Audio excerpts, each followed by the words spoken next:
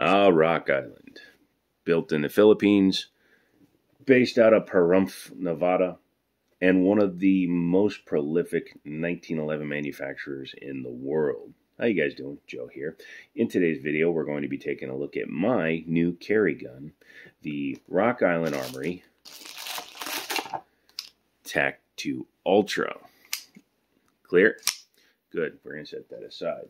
This particular one came from Middletown Firearms, Middletown, Virginia. Check them out. I can't link them, but check them out. Tell them I sent you. They have everything that you need for your daily firearms fix, as well as a range and a competition trained shooter who also does concealed carry classes and one-on-one classes. So check out Middletown Firearms. They don't pay me to say this. They're just good friends of mine, and I'm trying to help them out. So they hook me up, I hook you up. Everybody is happy. But in this box, you get your handgun, you get a gun lock. What we think about that? You get one magazine. For some reason, Rock Island has gone to KCI mags. It's a step in the wrong direction, in my opinion. I've had some bad luck with these, although this says it's a Gen 2, so I'm going to take this to the range, and I'm going to give it a chance. We're going to see what it does.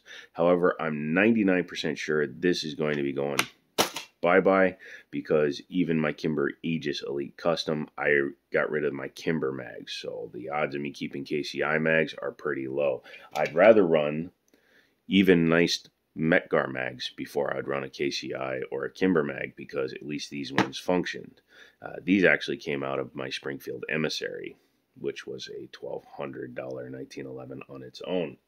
So yeah, I trust these before I trust KCI. But let's go ahead and take a look what else you get in the box. You get your inspection certificate. They test fire the gun. They make sure that it shoots where it's supposed to. Then they give you a spent casing to show that it's been fired. No, there is no national database for this. Stop putting it in the comments. I told you to stop. Put down the keyboard. Get away from the keyboard before I'm going to... Ooh. But yeah, as you can see, this one was also built in April of 2022. So at least we're getting new manufactured stuff going into 2023. Wow. Hold on a second. Frog in my throat. That's what Miss Piggy said. Let's go ahead and close up the case and bring the gun into the frame. As you can see, this is not your ordinary 1911. This is based on a 1911, but as you can see, it's full of upgrades. This is called the 1911 FS TAC-2 Ultra. So what they've done is they've thrown the kitchen sink at this in terms of designs and add-ons, and they want to give you the best possible value. Street price on this gun is about $640. MSRP is a little over $700. Obviously, you don't want to pay MSRP for anything. So going by street value, $640. Let's determine how good a gun you're going to get. Taking a look at the outside, it has a full-length dust cover. Don't give me crap. I'm just using my TLR7 because it was sitting around as an example that you can easily mount lights, lasers, bazookas, because it is a standard 1913 style pick rail. Mate, you should get an X300 Turbo. I have one. Shut up. This has front and rear slide serrations, which I do like, because once you charge the gun, then you can come up over the top and do some press checks, although you can also do the good old style FU press check if it wasn't 1 o'clock in the morning and I wasn't sitting at a weird angle and I didn't have nerve damage, and I'm going to run out of excuses soon. I would be able to do that today. Coming back here, you can see it does have ambidextrous safeties, external mounted safeties, which are good. You have an enhanced beaver tail, which comes up and back to help protect you from getting hammer bite or even a little bit of slide bite with this commander style hammer. Flat mainspring housing with 25 lines per inch checkering. A little bit of serration on the front strap. I really wish they would just finally, well, actually that is checkering, but I wish they would finally bite the proverbial bullet and put full checkering on their front straps. A little bit of grip tape will solve that. This particular one does also have a flared magwell, which I do like because it's flared and it actually goes into there quite well. I like that it's open front because of the design of 1911 magazines, especially ones when you have a flared magwell on them. You need a slightly different design on your mags, and it allows you to strip out should you need to. Has a decent set of sights on it. It is a fiber optic front with a fully adjustable LPA rear, and as you can see, it is a true LPA. It's not a knockoff, so you have windage and elevation adjustments, which I like because it means I'll be able to find where I shoot it as well as possible. Has all the standards of a modernized 1911, so it does have the cuts here for getting your hand fully on the gun. Has the lowered and flared ejection port for the 45 ACP, which helps with extraction of spent casings. Skeletonized trigger, and as you can see, it does have the adjustable screw. I have mine set back as far as humanly possible to give me the most crisp trigger pull. The grips are a G10 material. This is the standard for the Rock Island lineup. If you use the G10 grips on it, what is that? Did I already scratch it? Son of a blitch. Oh no, that's a piece of something. When your metal shavings get in the way of your video. But these are G10. They'll probably be going away. I prefer a company called Gunn, G-U-N-N. Hold on a second. This is the brand here. As you can see, they have a much deeper thumb cut on the strong side for this gun, and typically they're a very good material. As you can see, Gun, and it's actually cut for the ambi safety on the other side. However, these grips aren't going on this gun. I think the color just doesn't work really well. I'm going to be going with a black and white set of G10s for this one. These are actually for my Glock 19, which is a weird thing to hear somebody say. Sorry, something was on the floor and annoying me. Moving those out of the way, let's go ahead and talk about the trigger pull on this guy. This has a decent trigger right out of the box. It's adjusted with the screw all the way out, which gives you a long trigger feel, and it's not my preferred style of trigger. Number one, it also lets the trigger come out, or excuse me, it gives it more play in the trigger, so it feels like the trigger has to move more before it fires. I prefer the screw all the way in, which gives it more of a short trigger feel. As you can see, you depress the grip safety and you pull the trigger. Right now, the way it's sitting, it's probably about a 5-pound trigger. A little bit lighter, a little bit crisper since I did the adjustment, but yeah, it's not a terrible pull. Watch the trigger. A little bit of pressure and she goes. I could happily run that. Reset is nice and short. Right there, right where the brake is. So if you can learn where the wall is, and you can see how little take up there is with the screw set all the way back. Each follow-up shot is very nice. I say 5 pounds, it's probably closer to 4 pounds. I'm just guessing here. I have a trigger gauge, but it's a Chinese knockoff, and I don't trust her. Overall, the feel in the hand is pretty nice. It has a lot of weight in the front, but I've been used to carrying my SIG P320 Legion for a while, and this guy is a very heavy gun too, with the full-length dust cover and all that good stuff, and you can see they're very similar looking firearms. This is modern day, and this is good old times that's been modernized. So this is like a resto mod where this is a new build. What do you say we take her apart? Okay, let's do that. First thing you have to do, bring the gun back, lock her into the open position, check for anything inside of it. Nix, nota, nothing. Drop it. I like to engage the safety on the back. It makes the next part easier. Also, go out and spend a few bucks on a bushing tool for 1911 because, well, it can save your hands a lot of headaches. This one has the full-length guide rail, or guide rod, so it's nice to have an actual appropriate tool. But make sure to cover where the spring goes, because if you don't, you're going to have a search party when the spring goes flying in about 2 seconds.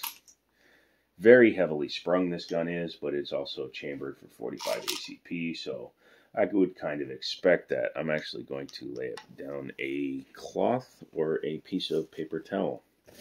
Let's go with the cloth because it looks a little bit nicer on camera. He says as he grabs his dirty work cloth. There we go. Put the spring and the plunger there. Go ahead and unlock the gun. Bring it back to your safety takedown, or excuse me, your slide lock takedown. and pull it out. Once you've done that, set that down. I like to flip the gun over, even though it's got a full-length guide rod, and pull it off that way. You can then remove the guide rod, which again, full length, very, very heavy piece of metal, which aids in recoil, I believe. And then you can go ahead, rotate your front bushing out of the way, pull the front bushing out, and take your barrel out. Very easy, simple. If you've ever worked on a 1911, it's no different. It just looks a little bit different because of the cuts to the slide. Taking a look at it, you will notice some shiny on this thing. The rails in here and stuff. I've done some polishing to this gun. I need to do more. I kind of stopped. I just wanted to do a rough feel to see how it felt, and I'm enjoying the way it's going. It's going. None of that was English. The way it's going. I have a lot more polishing to do in here, inside the rails, etc., in order to get it as smooth as I like. I do that to my guns. In no way do I recommend that you work on your own guns. You could potentially cause some damage internally, which could, in the long run, be very bad for you. Why'd he set it down? We weren't done looking at it. Looking up here, you have your locking lugs for the barrel, and this thing is cut very nicely. Again, I got to finish polishing out the rails. I take all this parkerization off. I know this finish probably won't last. I don't care. I just want it to be a good functioning gun. If it looks a little battle worn, all the more is the power. Looking at the frame, you can clearly see what I've done so far. Taken all of the parkerization off the rails here, started polishing them out.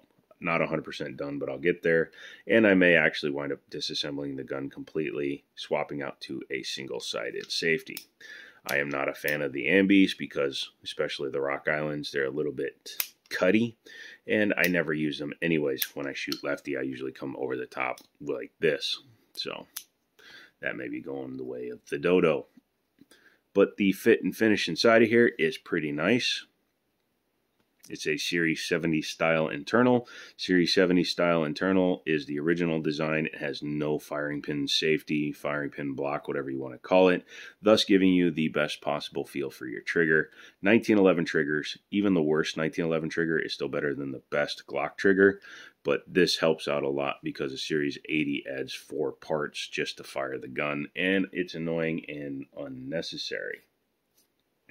You can see how much extra material there is on this gun. Normally the dust cover would come to here and it would be small, but you can see exactly how beefy this thing is. And since that slide is cut to fit directly on top of there, it helps a little bit in side-to-side stability. However, it's a 1911. You want a little bit of slop in it.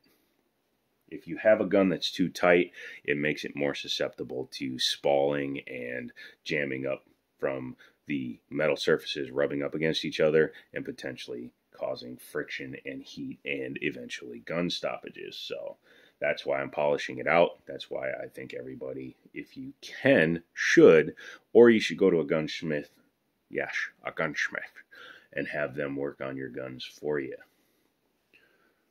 Yeah, what do you say we put her back together? Pretty simple. Take your slide, flip it upside down.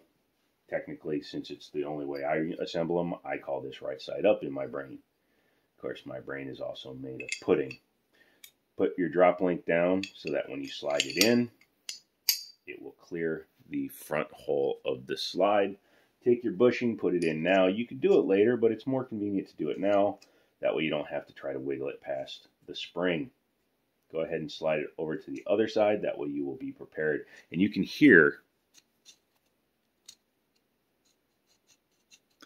it's very gritty, so I'll be polishing out that as well in an effort to make the whole gun smoother. Flip your drop link backwards or up, or however you want to refer to it, so that you can get your guide rod in. Full-length guide rods go in from way back here in order to clear. Once you've done that, though, set that in place. I like to take the spring at this time and put it over the guide rod. That way it just helps retain it while you're reassembling the gun. Take the slide, take the frame. Again, I like to do it upside down for now. This having the full-length dust cover actually makes it a little bit easier because I can flip it over sooner. And then inside the slide lock, slide release hole, you're going to want to line up the dropping link. So go ahead and bring that back. Barrel should be sitting flush, and you should find the link. There you go. Take your slide lock, slide release, and start it through.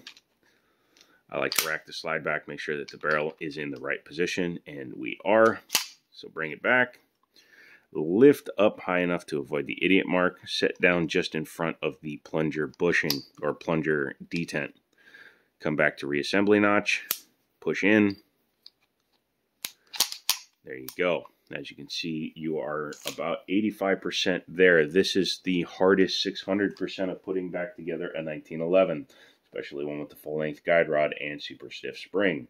You have to take this plunger, put it on the spring, and jam it down, and you can see the resistance I'm already getting into the front of the gun, far enough to start the plunger over, and yet you can see how stiff the spring is. That's why this $3 tool is invaluable. Go ahead and line it up. Make sure that the edge of the plunger is in place. Drop your safety. Rack the slide a couple times. Make sure you have functionality. And you can hear what the polishing has already done for the gun. It sounds smoother than some of the other components. So it's pretty smooth, and it will be getting smoother as I work on it. Stop that. So what are my initial impressions of the Rock Island Tac 2 Ultra? Well, I like it because it's a brand I trust. It's a gun that I like. It's a design that I like because this looks very much like my CZP-001 Tactical, and it looks like the DWX that I can't currently get. So as soon as I can get my hands on a Dan Wesson DWX, I'm going to do that. And I may wind up replacing other guns in my collection in order to get something like the Rapide from Kimber. I'll let you know if that winds up coming to fruition or not. I also have my eye on a 10 mil, so we'll see what happens. But moving forward into 2023, this should be my everyday carry. I'm going to take it to the range, put some rounds through it. You can see I've heavily oiled it. But I'm going to put some rounds through it and see how it does for a first rounds shot. I'll take you along for that. So come back for that. Let me know what you guys think down below. Like, subscribe, share, all that good stuff. And as always, I'll talk to you later.